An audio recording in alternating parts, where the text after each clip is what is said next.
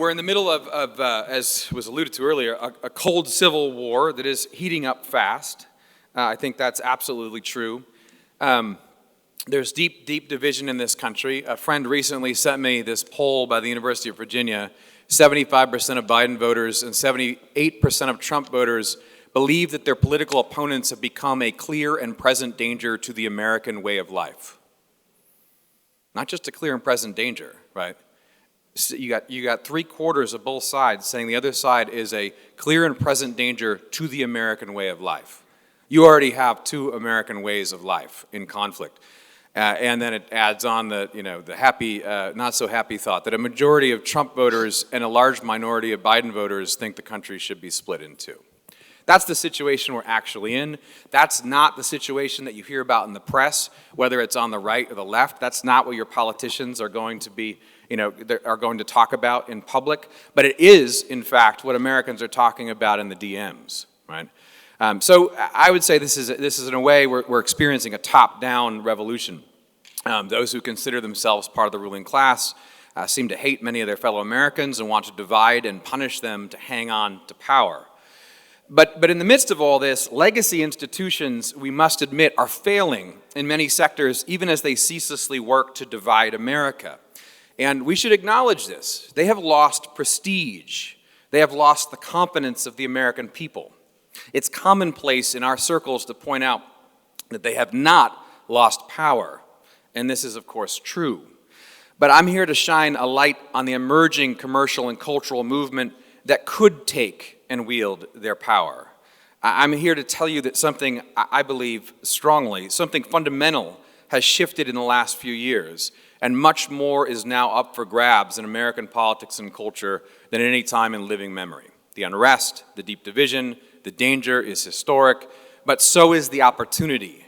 And since this is our home and the only way out is through, and there's nowhere else to go in any case, whatever the chances of success, those who are willing should act now to meet the moment, as my fellow panelists are shining examples of. In general, look, op-eds and think pieces can no longer save us, if they ever could. What many on the right and left don't seem to understand is that the picture I just painted is not merely the fever dream of someone speaking at a National Conservatism Conference. It's a view quietly shared by talented and dynamic professionals now leaning right, or at least leaning away from the rolling cultural revolution, perhaps particularly in tech, finance, and media. I'm not saying this is a large group of people, but it's a growing group of people. This growing cadre is open to leaving their jobs and even relocating for a more sane work environment. Many people I talk to on a daily basis think they'll be fired or have to resign at some point in the future. They want to both avoid some kind of persecution, whether it's vaccine mandates or woke HR. They think at some point that's going to come to a head. But also, they want to better use their talent outside of a system that they see as corrupt, calcified, stultifying. Similarly, in private equity, there are people who understand the moment and what it demands, but both investors and talent face an organizational problem. Given the present environment, how can you find each other and combine into the teams we need to create new businesses without getting needlessly canceled and destroyed in the process? Further, there's requirements here. People want to work with at least those who are roughly equal level to their talent, right? They don't want to go work with grifters and losers, right? And most people, even if highly competent professionals, are not themselves entrepreneurs or managers or executives. So while willing to make a change, take a pay cut, move from a blue city to a red state, they're not suicidal, and they need to see a realistic plan for or history of a consistent revenue stream. Meanwhile, second, millions of everyday Americans want to stop buying products and services from people who hate them. I know it's shocking to everyone in this room. These Americans are more and not less motivated than any of the millennials we heard about for the last decade who wanted to pay extra for social justice. I mean, when you look at Facebook and Parler, everyone's mentioned that today, when you just think about that from a business perspective, how difficult it is to leave a social network that is designed to keep you there and extract from you, and millions of people go to Parler and Gab as their instinctive reaction to the election, not because of any advertising campaign. I mean, that is a remarkable, remarkable moment. You know, you look at examples all around you. This is an explosive situation. I mean, Let's Go Brandon to the top of the charts, right? I mean, takes over from pop stars. A silly parody song. This happens on a frequent basis now, and then those songs are themselves, banned. So people also have a keen sense of where things are made now. They want to help in some way to bring supply chains back. They see, because of what's happened over the last year, how offshoring has hurt America. And they give preference to American-made products. Everyone's aware. I mean, if anyone's tried to buy furniture recently, a lot of people are moving and trying to buy furniture, you see everyday Americans wrestling with this problem of, I have to buy some cheap crap to come overseas. How can I not just buy something here? And what are those companies, and what does that look like? You can see this underlying fundamental shift as people rethink what they buy, and they look at products and services in a different way. But everyday Americans also face an organizational problem. There is no conservative Amazon, and that terrible phrase and concept is, I think, part of our problem. First off, put the word conservative in front of any business and you usually ruin it. I hate to say it, but I'm going to be honest. We don't need a conservative version of X. We need a better version of X, led by those who won't bow to the mob or woke capital. In any event, everyone trying in this space quickly faces the same obstacles, right? How do I categorize and rank businesses? How do I get them to sign up en masse, given that I'm creating a target list for the left? But the stones cry out for such an effort. I mean, I'm amazed at how many people, the regular people who are just concerned over the last year have started to make their own websites, right, of businesses that they think are aligned with their beliefs, or at least not taking measures to oppose them politically.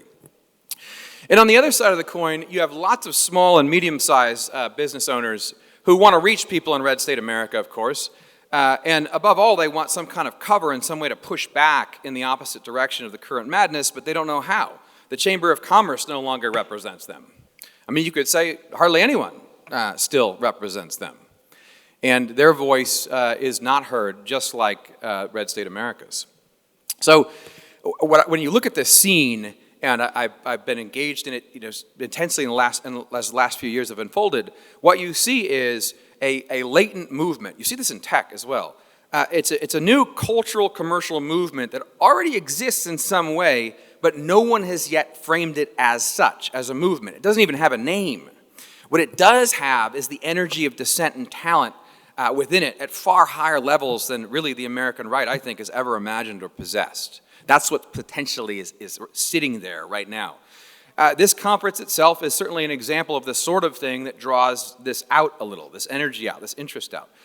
People who are otherwise uninterested in normal politics, or even more understandingly, people not interested in a lot of the boring losers who ruled the right over the last few decades, are drawn to signs of life. And I learned this by being part of the conservative movement in some way and creating the American Mind, which over the last few years has shown at least a few signs of life. And it was amazing to me how that was enough to draw enthusiastic readers, many of whom were professionals in the fields I'm talking about, to that light. So again, this potential movement is fractured, it's hidden, and most importantly, it's not currently framed anywhere as a movement. So let me say something that I probably shouldn't even say out loud or in public, but let me propose this as a way forward, as a plan, and we can talk about it more in the questions. I think the overarching answer to our current organizational problem might surprise you. I think the answer is media, or a commercial culture that serves as an attractive beacon that people will come out of the woods to organize around. Media allows leaders to lead by sending the right messages through a variety of channels. Media can both anoint and excommunicate leaders, groups, and businesses. It can frame what's happening as a movement, and in the right hands, it serves as an instrument to direct it. But here, and here's what I want to impress on you today, I think people on the right, not just the grifters and losers, but very intelligent, good-hearted people, like people in tech on the right and left, do not seem to understand how media works or is used effectively, or what to use it for. And that's a major, major problem for us. Further, everything I just said makes everyone uncomfortable and seems implausible or impossible to people. Like, how could this new movement even take off? Is this even possible? But I think that the American right simply needs to jettison this false apolitical understanding of business. And I'll disagree, I think, with our first panelist on this one point. You know, the idea was that tech, finance, media, and ultimately culture are politically neutral entities. That was sort of what I was taught growing up. And that's just a lie, especially when you look at how media works, how advertising works. Politics is not merely downstream from them, but upstream, shaping them. And Western political philosophy practically begins with the observation that political forms and structures directly affect and shape the human beings who live within them, right? And the purpose of a political community is related to its form or structure, which directly shapes everyone underneath it. And that's what a political regime is. And now we realize we have a divide over what that means, and that in that context, you can see this unnamed cultural commercial movement begin to emerge.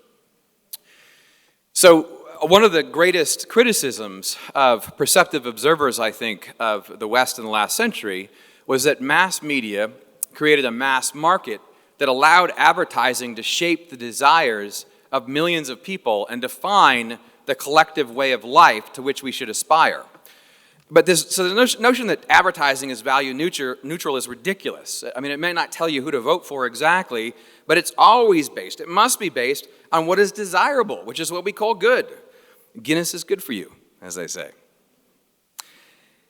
And since now, in the world we live in over the last few decades, since the mechanism by which products and services are sold are controlled by the left has been the political force shaping desire. We all agreed on some of these things beforehand, in other words, is what I'm suggesting. And when that agreement broke down, that then made advertising and business political. But if you really looked at the way we sold things to each other, it was always based on a certain way of life as opposed to another. I can't show you a car commercial, for instance, without showing you a way of life you aspire to. Right? Where do you live? What are your relationships? How do you relate to other people? All those questions are answered whenever I watch a car commercial. Right? And now I can, so I'll leave it there. You can, if you don't believe me, argue with me during the Q&A. So media always proposes a way of life. That's always how you sell products and services. And in fact, a lot of times you say this is not mere consumerism, right, in the advertising itself. That's normal. A social justice play has always been with us. You sell products because they're patriotic, right? There's always some sense of justice or a moral claim behind it. And what I would suggest now is as a teaser to how to think about how media would frame this movement, is that lifestyle, or what we would call lifestyle, I think it's a terrible word because you shouldn't really style your life, you should live it. But what we call lifestyle is the place that needs to be built the most. Right now, the right has these media entities and its cultural commentary, political commentary, and people yakking about politics and giving their opinions right and left. And there's so much energy right now, some of that may work. There's a wind at the back of some of those outfits. But ultimately, that's not what I'm talking about here. I'm talking about trying to solve this organizational problem. How do we frame this kind of movement? Well, what's going to do that is actually giving people content that talk about the real questions they have about how to live as a man, as a woman, as a human being in relationship to digital technology. That doesn't have to be op-eds. Op-eds aren't going to save the world. The right thinks we think one essay that describes the way of life we should all aspire to will be what saves the world. No. You have to show this. It's the power of the mommy blogs. Do you remember that article in the New York Times a little while ago, a couple years ago? This woman wrote, and she was like a confession. She's a liberal New York Times piece. And her confession was public confession to the world. She felt bad about it, but secretly at night, she looked at Mormon mommy blogs a lot. Now why? Why are mommy blogs powerful? Because they're a window into a way of life. And if you find that way of life compelling, without me writing a single op-ed, you're interested, right, in seeing that vision. That's the kind of thing that needs to be presented. It needs to be presented in myriad forms if it's going to work. But in a way, you just need to show the actual cultural movements that are now afoot in America today. And I've seen this in small ways. You see this in politics. But we do not have media outfits that are actually talking about lifestyle. Now, one more piece of this puzzle, and I'll shut up. What does lifestyle enable you to do? All right, well, first off, what are we doing now? We want to make movies. That's great. If Amanda Milius is still here, fund her. Give her money and let her go.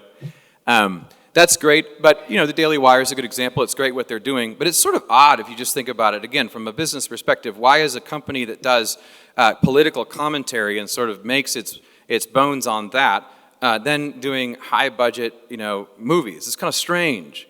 Where is the lifestyle, right? And the great thing about lifestyle is that's an ecosystem of products. It sets out a way of life that's broad-based, that moves in this direction as opposed to the woke direction. It's friendly to religious people, but as you see, it's not merely people who are religious. We're talking about, caring about family, about an advertisement that has maybe a family with 4 kids. Half the country is triggered, the other half pulls out its pocketbook, right? You're talking about framing products and services around this way of life, which funds the media. And frankly, if you can't fund the media, and we're still in nonprofit world funding op-eds, we will lose. We will lose.